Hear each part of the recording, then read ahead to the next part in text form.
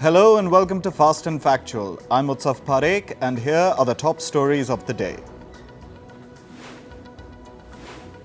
Reports say the US is planning to move ahead with a $1 billion arms deal for Israel. The weapons package will include the transfer of tank ammunition, tactical vehicles and mortar rounds. This comes even though the US had earlier paused a shipment of bombs to Israel. It had cited opposition to the weapons being used in Rafah. Russian President Vladimir Putin will travel to China tomorrow. This will be Putin's second visit to China in less than a year. It'll also be his first foreign trip since starting a new presidential term. Russia and China have been ramping up their relations amid increasing tensions with the US. The country of Georgia has passed a controversial foreign agents bill. This is despite widespread protests across the country. The new law will require organizations that receive more than 20% of their funding from abroad to register as agents of foreign influence. Protests erupted outside the country's parliament after the law was passed yesterday. In France's Normandy region, gunmen killed 2 police officers and injured 3 others. This was after they ambushed a prison convoy to break out an inmate. The inmate was a drug dealer who was known by the nickname La Mouche, which translates to the fly. The violent incident took place as the vehicle was transporting the prisoner from a court to a nearby prison. Lawrence Wong will take over as Singapore's new Prime Minister today. He will serve as the nation's 4th Prime Minister. The 51-year-old will replace Lee Hsien Loong, who announced his resignation last month. Lee has led Singapore since 2004. Now for updates from India's parliamentary elections. The country's External Affairs Minister Dr. S Jaishankar took shots at Western media during an event yesterday.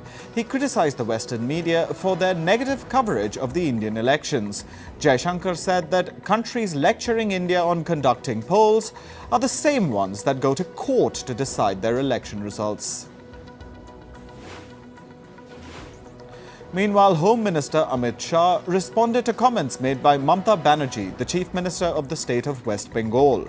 Shah said that Banerjee cannot stop the implementation of India's Citizenship Amendment Act, or CAA. He said that the matter lies entirely with India's central government. Shah's retort came after Banerjee said that she will not allow the CAA to take effect in West Bengal. India's Prime Minister Narendra Modi is set to address election rallies in the state of Maharashtra today. The first rally will take place in the town of Dindori, followed by another in the Kalyan parliamentary constituency. A roadshow is also scheduled to take place in Mumbai's Ghatkopar. Ahead of the Prime Minister's Mumbai rally, the police have issued a strict traffic advisory and shut off multiple routes. Meanwhile, Delhi's Chief Minister Arvind Kejriwal is set to hold a joint election campaign with the Indian National Congress Party. The Aam Aadmi Party chief will hold 2 roadshows in Delhi. This is in support of 3 Congress candidates, Jai Prakash Agarwal, Udit Raj and Kanhaiya Kumar. Congress and the Aam Aadmi Party are in a 3 to 4 seat-sharing agreement in Delhi.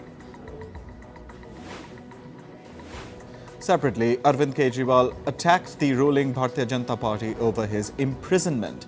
The Delhi Chief Minister claimed that he was jailed because the BJP is scared of him.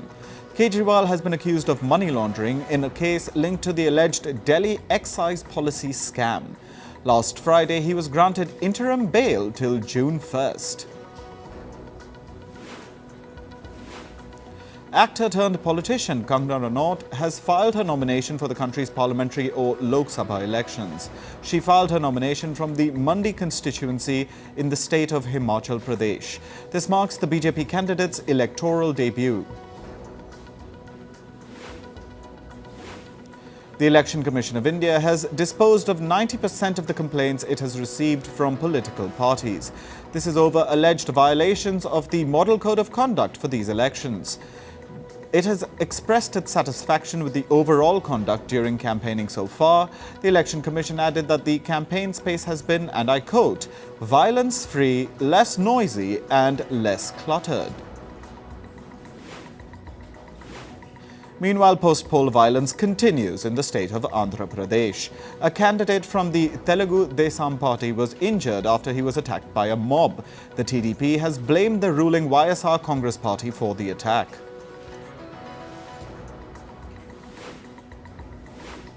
In Srinagar, the capital of Kashmir, the police have registered a complaint against an independent candidate. This is for allegedly creating a hindrance to voting at a polling station. The independent candidate, Gibran Dar, and one of his supporters have been named in the complaint. They were accused of threatening the polling staff and preventing voters from casting their ballots. The Indian National Congress Party has reportedly increased its digital ad spending ahead of the elections. The analysis was done using Google's and Meta's ad transparency data. The analysis showed that the Congress Party has ramped up its spending compared to the 2019 general elections. The party's ad expenses on Meta stood at 82% of its all-time spending on social media platforms. Moving to climate news, Britain's Prime Minister Rishi Sunak is planning to launch his own Food Security Index. The index will track how much of the food consumed in the UK is domestically produced. This comes after experts predicted that extreme weather this year could cut the UK's self-sufficiency rate by 8%. Recent floods have hit crop yields in the country. Thousands of residents in the Canadian city of Fort McMurray have been evacuated. Raging wildfires are approaching the oil-rich city, forcing residents to flee. Local officials have ordered 6,000 people to leave their homes in light of the situation. Rescuers are searching to find dozens of people who are still missing in Indonesia. Flash floods and cold lava flow inundated the island of West Sumatra over the weekend. They killed at least 67 people and injured 33 others. Officials from Indonesia's National Disaster Agency say that 35 people remain missing. Floods in several parts of Uruguay have uprooted over 3,000 people. The most affected areas are the towns of Paysandu and Salto. Massive floods that hit southern Brazil a week ago have impacted the water levels of the Uruguay River. Zimbabwe's government has said that more than half of its population will need food aid this year. A devastating drought has led to widespread crop failure in the country. This is Zimbabwe's worst drought in 40 years. In business and tech news, the Brazilian government has sacked the CEO of the state-owned oil company Petrobras. João Paulo Prates has been removed after a spat with the government.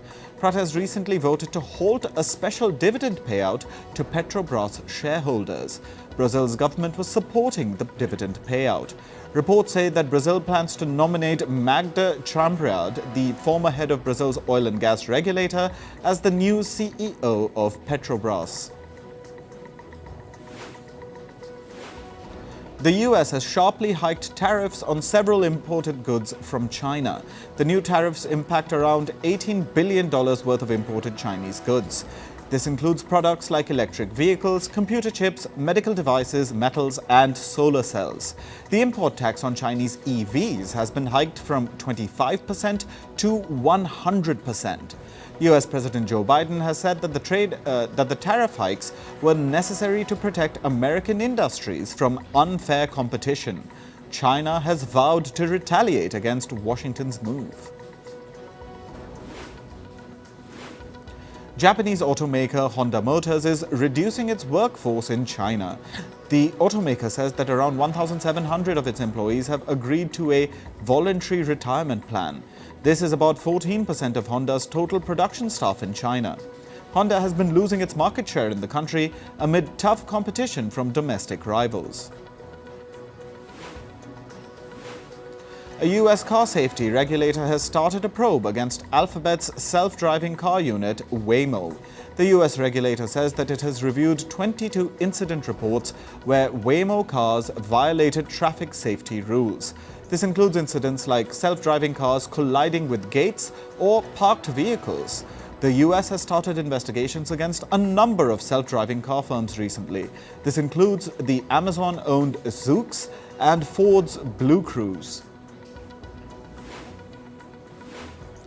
Meanwhile, Google unveiled a number of new artificial intelligence products during its developer conference, the I/O 2024. Google rolled out its upgraded AI model, Gemini 1.5 Flash. The firm claims that Gemini 1.5 is faster and more efficient. It can now analyze longer documents, videos, and audio recordings. Gemini will soon replace Google Assistant on Android phones. Meanwhile, Google Photos and Gmail have been upgraded with AI-powered search features. Google has also introduced new AI tools to help students solve math problems. OpenAI's co-founder and chief scientist, Ilya Sutskever, is leaving the firm.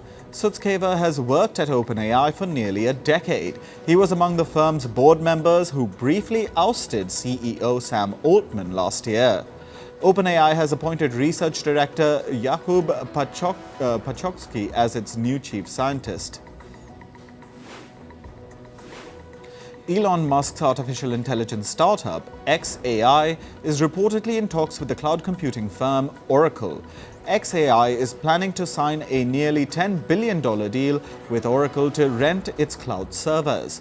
The deal would make xAI one of Oracle's largest customers.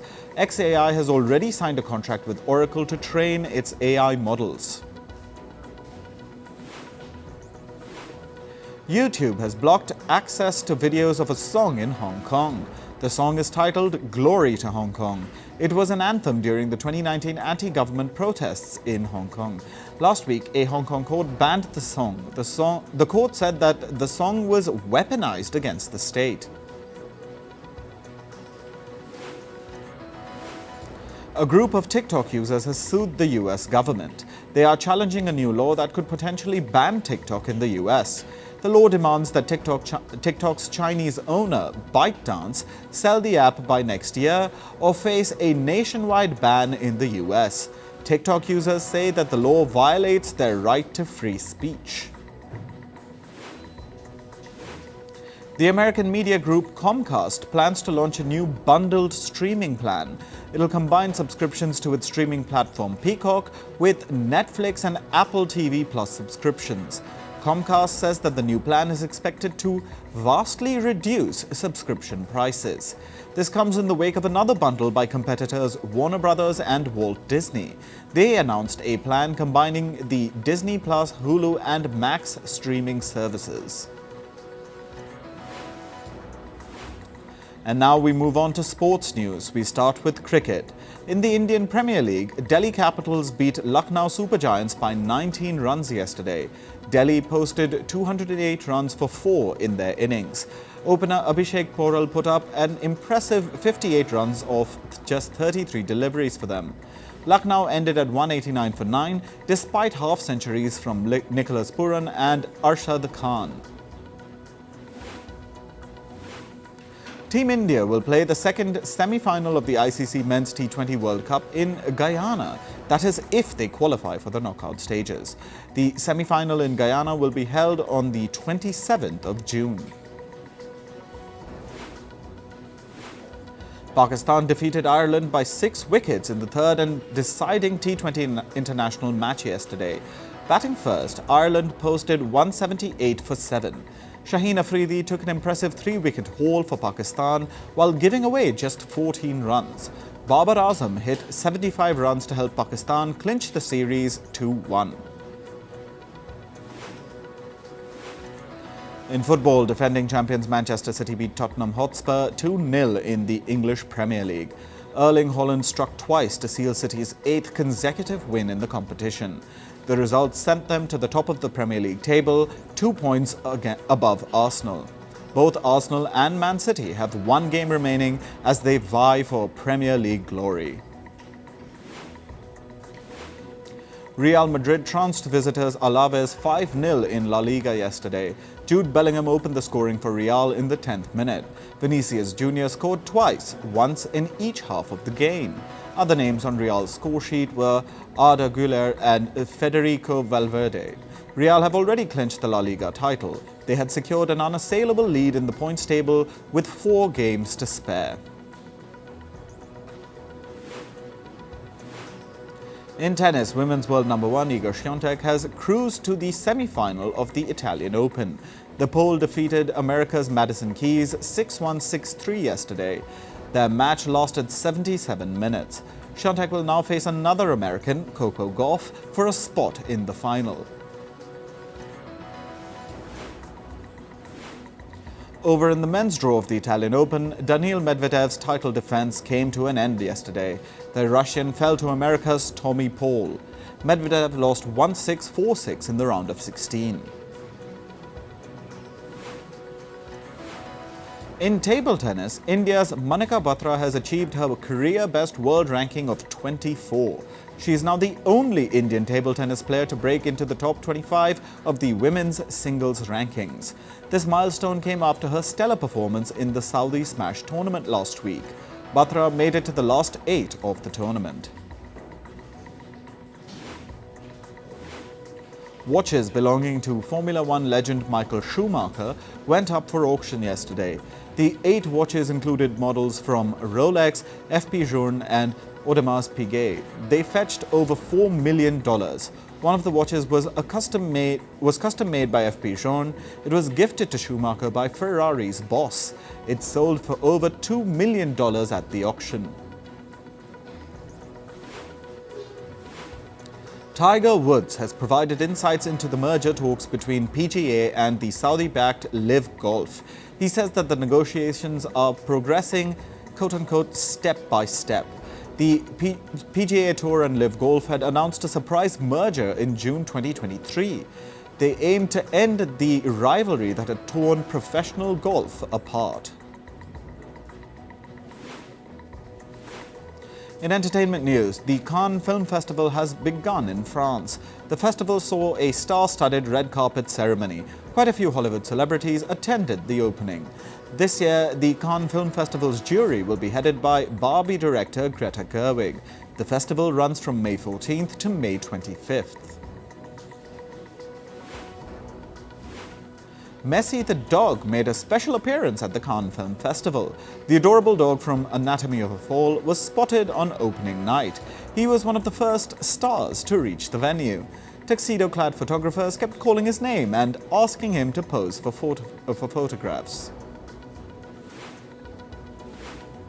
Meryl Streep received the Palme d'Or at the Cannes Film Festival. It was an emotional moment and everyone around her got teary-eyed.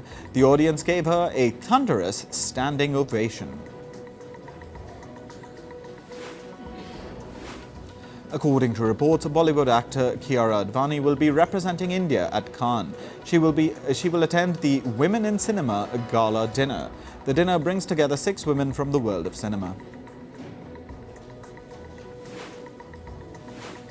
Warner Bros. Released the trailer of House of the Dragon Season 2. The trailer promises a war-heavy storyline. The video shows that House Targaryen is in jeopardy and a civil war is about to begin. The 8-episode series will begin streaming from the 16th of June. The spin-off of Wizards of Waverly Place has a new title. It'll be called Wizards Beyond Waverly Place. The makers also released a first look of the series. Images show grown-up versions of the characters played by Selena Gomez and David Henry. DC's Supergirl Woman of Tomorrow has received a release date. The film will release in June 2026. House of the Dragon star Millie Alcock will lead the film. The makers of Only Murders in the Building have released the teaser of the show's 4th season. It shows the central characters attempting to solve a murder mystery. They plan to go to a Hollywood studio to find clues. The new season will start streaming from the 27th of August. The Lord of the Rings, The Rings of Power is back with a new season. Amazon Prime Video has revealed the first look of the second season of the series. It'll focus on the character Sauron. He will be seen embarking on his quest for power. The Rings of Power will stream from August 29th this year. Indian actor Jackie Shroff has filed a case in court against the unauthorized use of his name and photo. He claims several entities are using it for their profit. His lawyers say that people cannot be misled into buying something thinking that the actor endorsed it.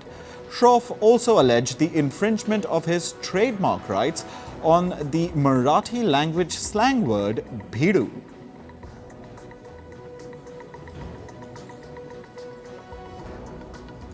That's all for this episode of Fast and Factual. Thank you for watching. Stay tuned to Firstpost.